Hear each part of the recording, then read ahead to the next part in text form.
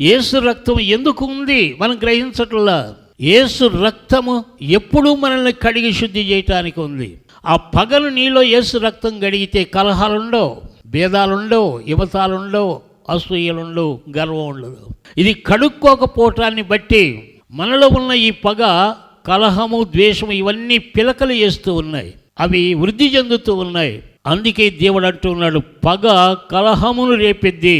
ఒక కలహం వెంబటి కక్షలు, ద్వేషములు, అసూయలు, మత్తతలు అన్నీ ఉన్నాయి. ప్రతి నీచమైన దానికి అవన్నీ పొడిగింపు.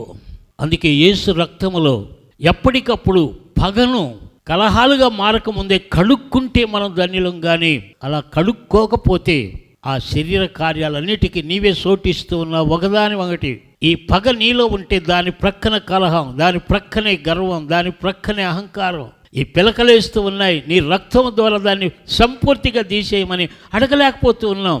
అదే భక్తి ముసుగులో మనం దేవుని బలలో చేవేస్తూ ఉన్నాం.